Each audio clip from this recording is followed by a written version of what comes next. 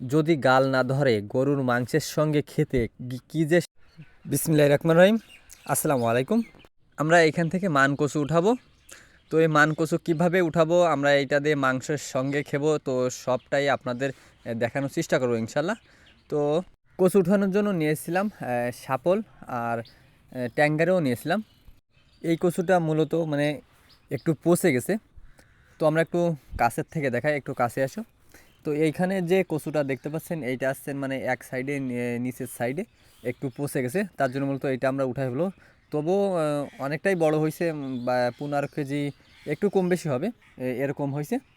আমি সাফল দিয়ে খুঁজে নিচ্ছিলাম, খুঁজে চারি সাইড দিয়ে মাটিগুলো সরায়ে কচুটা উঠানোর চেষ্টা করতেছিলাম, তারপরে ট্যাঙ্গারি দিয়ে একটু খুঁজতেছিলাম। আর আমাদের এইখান থেকে এইখানে যে কচুটা আমরা এখন উঠাচ্ছি, তো এইখানে থেকে আমাদের অন্য সাইডে এইখানে আপনারা যেইখানে দেখতেছেন, এইখানে কিন্তু আমাদের বড় কচু আছে, কিন্তু এই কচুগুলো আমরা এখন উঠাবো না।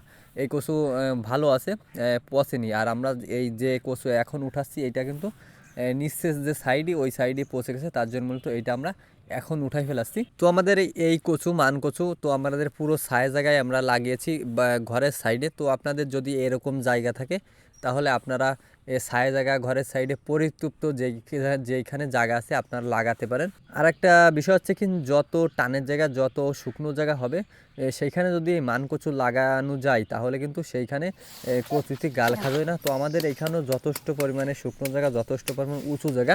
তো আমাদের এইখানে যে কচু আছে, এই কচুতে তেমন একটা গাল ধরে না, সামান্য একটু গাল ধরে, ওইটা ধরার ভিতরে না। কচু উঠানোর পরে ভালোভাবে পরিষ্কার করে নিয়েছিলাম, যে শিকড়গুলো ছিল সেই শিকড়গুলো পরিষ্কার করে নিয়েছিলাম। আর আমাদের কচুটা তো নিচের থেকে অনেকটাই পচে গেছিলো, মানে অনেকটাই বাদ গেছিলো, মানে 800 গ্রাম বা 900 গ্রামের তো কচু নিচ থেকে পচে গেছিলো।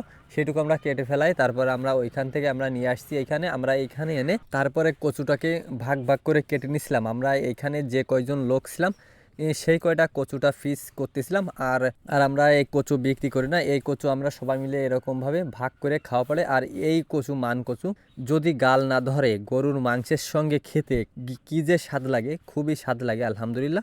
এইখান থেকে আমরা 3টা কচুর ডাইগো কাটছিলাম। তো এই ডাইগোগুলো কাটছিলাম হচ্ছে পুরাই ভর্তা দিয়েও খাওয়ার জন্য। তো এটা ভর্তা দিয়ে পুরাই খেতে খুবই স্বাদ লাগে। তো আপনারা কে কে খেয়েছেন আপনারা বলবেন। তো আপনারা সবাই ভালো থাকবেন, সুস্থ থাকবেন। আসসালামু আলাইকুম।